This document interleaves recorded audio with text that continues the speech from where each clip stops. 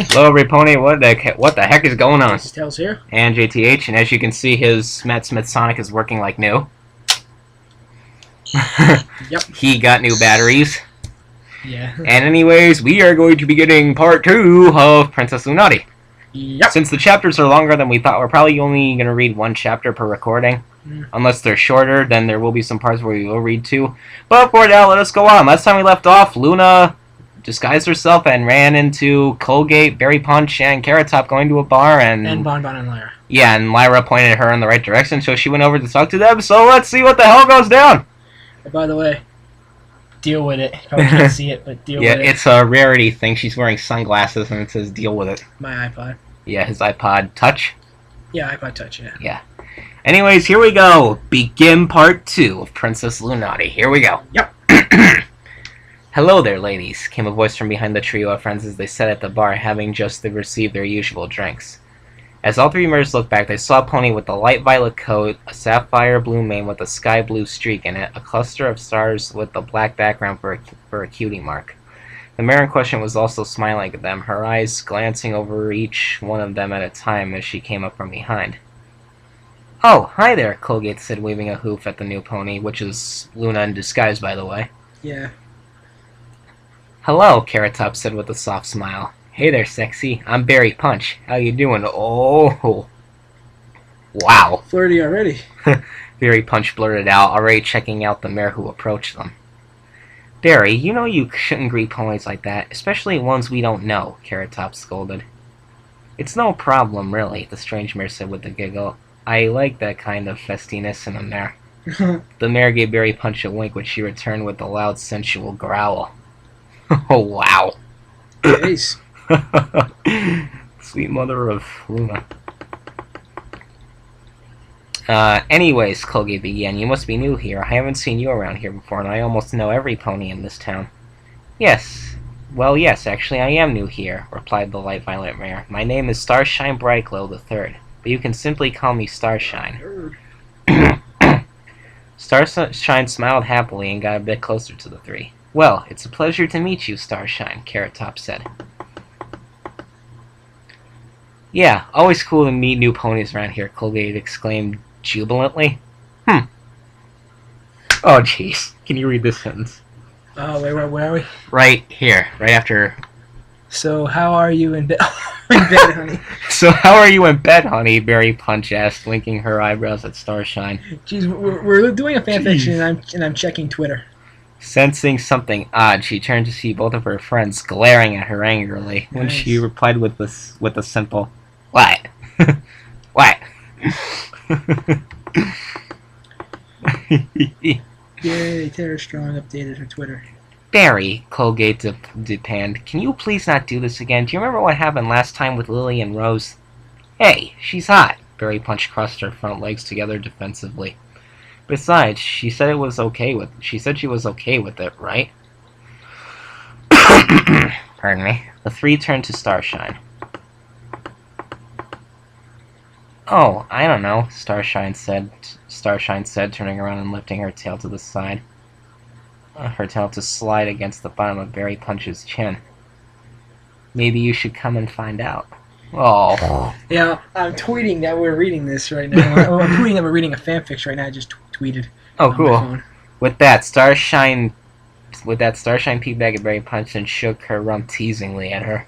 Nice. Berry Punch got a look in her eye just then. A look that only her friends could recognize. In an instant, her two friends had realized it. And were just barely able to catch Berry Punch as she flung her whole body towards the teasing mare. Most likely intent on having her way with her right on the club floor. Oh, get it! "Berry!" Colgate yelled, her hooves around Berry's neck and chest as she strained to hold her back. "Stop it! Not here! Not in public like this!" Why not? This is great. This is great.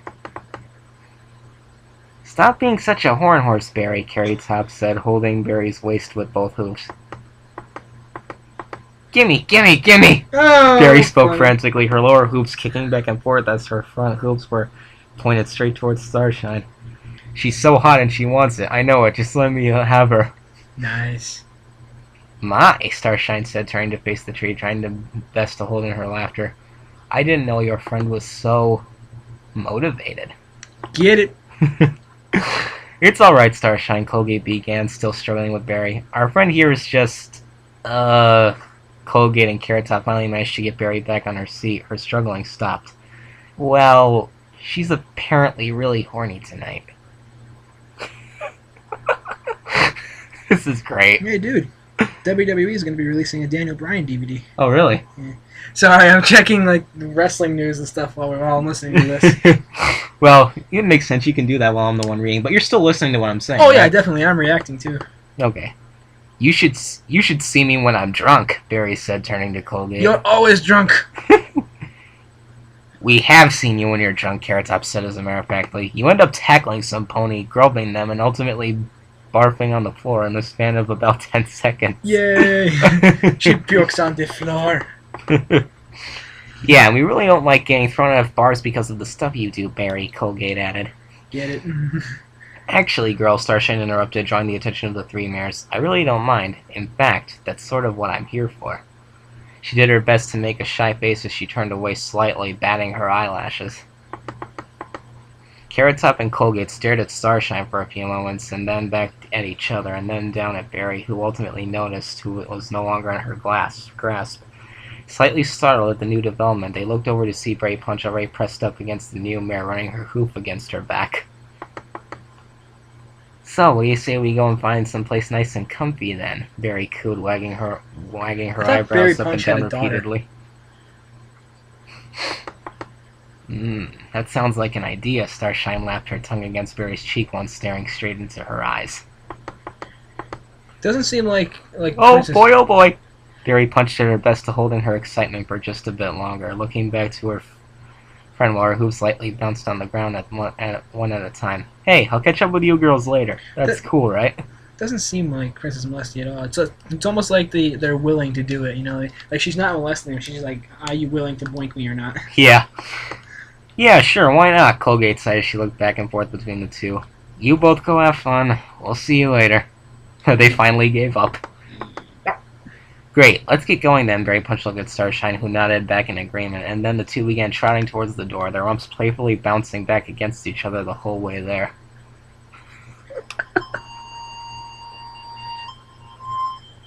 Try to play something scary with that, like something like sensual or something. I don't know. I don't know. Whatever. Ocarina app. Let me try that one. I already went back to the home screen. Ah, that's okay. You should keep reading anyway. After they had left and shut the door behind them, Colgate sighed and turned back around. Her hooves moving to her drink. Carrot Top did the same, and the two sat there silently for a few moments as they thought about what just happened. Oh my gosh. You know, Carrot Top began, for once, I would like to just have a nice regular evening at a bar, just hanging out as friends without something coming up and ruining it. I agree. I'd like to have some night like that. Oh, pardon me. Yeah, I know what you mean, Colgate replied, using her magic to lift her glass up and take a sip of her hard liquor. Her mouth scrunched as she pushed the glass away lightly, realizing her drink was over to the side and that she had just had a sip of berries. Nice. You think those two will be back anytime tonight? Carrot Top asked, shooting a glance at Colgate. Tonight? I think we'll be lucky if they turn up before next week. Yeah. Nah. Get it? Oh, that was too funny.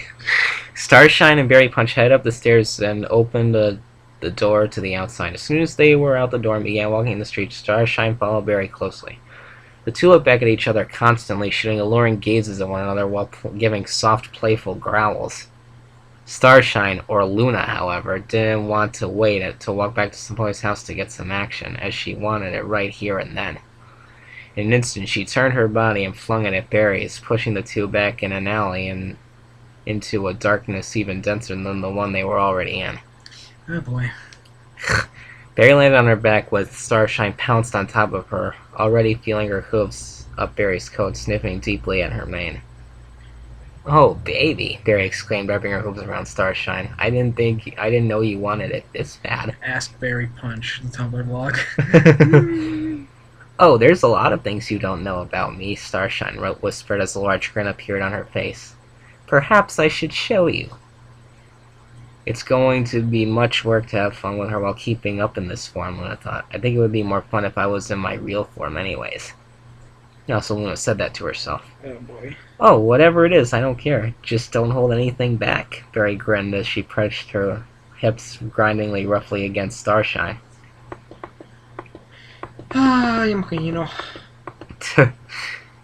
If you insist. I wonder what Starshine grinned as her fur began to glow slowly, her mane waving as if it was suddenly being pushed by a gust of wind. Barry Punch stopped and watched Starshine's form glue brighter, eventually glowing white as she also grew in size. Her hooves elongated, some her mane puffed out and elongated, with several appeared to grow a pair of wings and a horn. Barry Punch was awestruck, her mouth agape as the light faded away, revealing the real figure of Princess Luna above her, still holding her pinned on the ground. Now that she sees that I'm really Princess Luna, she probably won't want to play with me anymore. I guess I'll just have to force her like I did Twilight. Oh my gosh. Oh my gosh, Luna? Princess Luna? Barry Punch stared up at Luna, her body frozen from shock as her mouth hung open. This is... I can't. Yep, just as I thought. I can't believe it. This is so amazing. Now I'm going to have to force her down and wait, what? Wait, Barry Punch is actually willing? Oh, yee. Wait, Luna did a double take, rearing her head back slightly as she stared down at Barry in confusion. You are not afraid of us, nor are you wishing to try to get away from our powerful grasp? Why the heck? Get away? Are you kidding me? Barry Punch flung her arms out widely as her face lit up. It's always been one of my biggest fantasies to get to sleep with a princess. Oh my gosh. I mean, you and your sister are just so sexy. Especially you. Oh. She slid a hoof up just under the base of Luna's throat and slowly trailed it downwards. Mistress of the night, Princess Luna? You don't know how tantalizing that sounds. Mistress of the night. We like that. Luna smirked down at Barry, getting comfortable with this new development. Sure, she no longer had to force a pony, but now she would be able to experiment with one a bit more willing. She let her mind wander a bit, thinking of how far she could push the envelope with this purple mare. Then an idea struck her. Her eyes widened along with a widening grin as she lowered her head towards her subject. Oh, we're going to have some fun with you, she whispered as her magic began to work into a nearby patch of grass. Patch of grass? What the heck? I know knows. Let's see how much you're willing to do with us. Let's experiment. The patch of grass was quickly plucked out of the ground and molded together, quickly forming a long, thick piece of rope. Oh gosh. Oh god. Bondage? Maybe. I don't know. We're gonna have to wait. At the same time, 3 other patches of grass around the two were morphed by magic, all of them turning into long strands of rope. Before she had any time to react, each strap wrapped around each of Barry's legs and pulled her into the air while her limbs were pulled apart from each other. Bondage. Luna's spell held the ropes in place, keeping them taut with Barry's figure fully exposed before her, while her body was held upwards. Luna approached slowly, lowering her head down between Barry's thighs and licking between them, drawing her tongue all the way up her chest, neck, and across her lips before pulling back. Oh boy. I gotta scroll down till at least the end of this paragraph. There we go. Wait! Barry Punch suddenly cried out, slapping Luna in her place. I've never done bondage before. Bondage. Told you. Well, it's your lucky night then, Luna exclaimed, happy to see she will be able to get some sort of forceful pleasure out of this. First times for even you, it seems. Luna did not hesitate after this. She immediately pushed her face towards Barry's, locking the two in a deep, passionate kiss. Yeah! With a flash of magic from Luna's horn, a leather riding crop materialized from behind her, levitating in the air with her magic. Whip, I think. Maybe. It floated behind her as the two kissed, their tongues wrapping around each other's while their teeth playfully bit at each other's lips. The kiss was hot, and it was also very wet, drool beginning to drip down from the two as they seemed to lose themselves in the intensity of the kiss. Luna raised up her hoof, pressing between Barry's haunches slightly as riding as the riding crop lowered down, positioning itself perfectly behind her rump. What is it, a saddle or something? Probably a whip. Maybe. After a moment, the leather clap swiftly swung at Barry's, impacting her rump with a loud slap. Yep, you were right. It's a whip. Barry yelped loudly in the kiss, her hooves twitching in the restraints. Luna pulled back the crop back with her magic and slapped again, coaxing out another muffled yelp. Hooves continued to tug against the ropes to no avail, her body squirming around in midair while she began to let out short moans with each slap. With each swing of the crop, Luna added extra pressure with her hoof down between Barry's thighs, making each jump of her body grind her inner thighs against Luna's hoof. Luna continued slapping her, tightening the rope with her magic as well while their kiss only deepened, blissful moans escaping from both of them. Not gonna lie, this is kind of hot.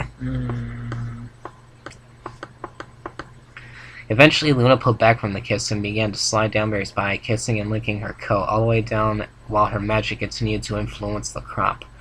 Her hooves rubbed against her legs and her hips, feeling her squirm around while Barry's moans became more vocalized with her recently freed mouth. Soon Luna reached the junction between Barry's legs, stopping as she exclaimed the area close as she examined the area closely as her tongue whipped over her lips. Luna leaned forward slowly, taking a long slobbery lick between Barry's haunches, inducing a loud, hearty moan from Barry. She bit her lip, trying to hold her moans in, but ultimately failing when Luna's lips connected with her coat, rubbing and kissing against her lower body. Oh! Barry's brain was a scrambled mess, and she loved every moment of it. She was being used like a toy, her entire body at the mercy of the Mistress of the Night, and it did not take long for her to moan at the top of her lungs as the sensation of a hard climax rushed through her. Her eyes seemed to roll back to the back of her head as for a few moments before she closed her eyes, her tongue hanging out from the side of her mouth as she passed out from the overwhelming sensation. Her body went limp, her head hanging with her tongue dangling freely from her lips, with no more yelps coming from each spank Luna's riding crop gave. She realized that her time with this mare was over. Luna pulled back slightly while looking over the mare's body, just realizing how much she had been sweating. She licked her lips slowly and pouted, wishing that this mare would have lasted long enough to serve as her as well. But for now the pony was used up, apparently letting it all out from excitement and being handled so vigorously by a goddess such as herself. With a slight smirk, Luna undid the spell on the ropes, letting Barry gently lay against the ground as the rope turned back into grass. The riding clap also disappeared, dematerializing into a puff of sparkly black smoke. Well, that was a buzzkill, Luna thought to herself. I hardly got any satisfaction out of that, but at least this subject enjoyed it. She looked over to the sleeping mess that was Barry Punch, sweat dripping from down her coat as she snored loudly. Okay. Snort loudly. Next time I'm going to have to pleasure myself first and then them. Maybe.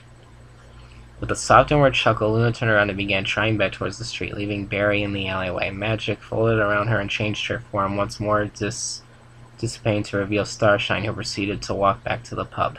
Wait a minute, you're going to walk back to the pub where Carrot Top and Colgate are. They're going to ask where Berry Punch is. Well, then what are you going to do? Hint, hint, hint. Wait, why is there a 69 thing here? I don't know. But it's not the end of the chapter. Okay. Are you sure about this? Derpy? Do what? Derpy's in the story, not gonna lie, that's actually pretty cool.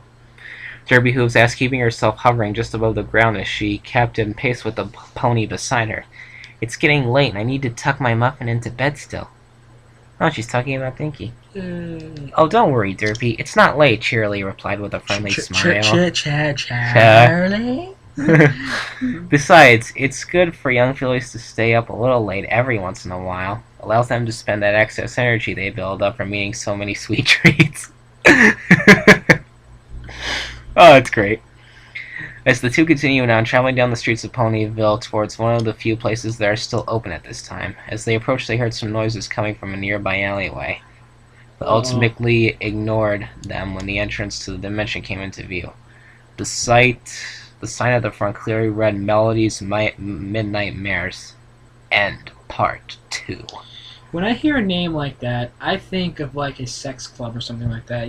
I think that's the same pub that Barry Punch and the others were in. Oh, well, I'm just I saying. think. When you hear a name like that, wait, how long has this video been?